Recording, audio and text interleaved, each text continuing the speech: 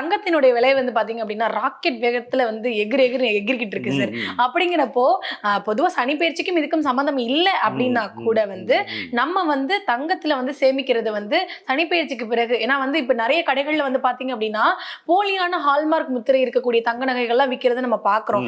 அப்படிங்கிறப்போ இந்த சனி பயிற்சிக்கு பிறகு அந்த சனி பகவான் நம்ம கூட இருந்து நல்ல நகையை நம்மள வாங்க வைப்பாரா, இல்ல இந்த மாதிரி போலி நகையை வாங்கி வச்சிருவாரா, அந்த மாதிரி பயங்கள் ஏதாவது நம்ம பயப்பட வேண்டிய அவசியம் இருக்கா சார்? நல்ல கேள்வி. ஒரு இதுல சர்வேல பார்த்தேன். அது நான் பார்த்தது கரெக்டான்றது இல்லை. கடந்த 5 வருடத்துல தங்கத்தோட விலை 2 மடங்கு ஆயிருக்கு. உண்மை சார், உண்மை. ஆச்சரியமா இருக்கு. பேங்க்ல போட்டோம்னா 12 வருஷம் கழிச்சு டபுள் ஆகுது. இங்க 5 வருஷத்துல தங்க விலை டபுள் ஆயிருக்கு.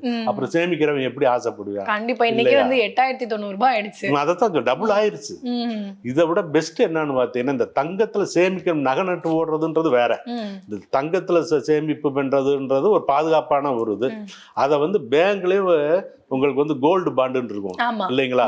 அது வந்து போஸ்ட் ஆஃபீஸ்லயும் போடலாம், இல்லாட்டினா நம்ம எல்லா பேங்க்லயுமே அந்த ஆப்ஷன் இருக்கு. இன்னைக்கு என்ன ரேட்டுக்கோ அதே ரேட்டுக்கு தங்கத்தை விலைக்கு வாங்க வேண்டியது. நாளைக்கு விற்கணும்னா கூட அதே ரேட்டுக்கு விற்கலாம். ஆமா, அங்க வந்து செய்கூலி சேதாரத்துக்கு வேலை இல்லை. நகையை வாங்குறதை விட இந்த மாதிரி கோல்ட் பாண்ட் வாங்க. ஆனா எத்தனை பெண்கள் அதை ஒத்துக்குருவான்னு தெரியல.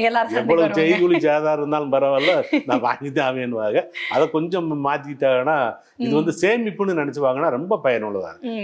கண்டிப்பா சார்.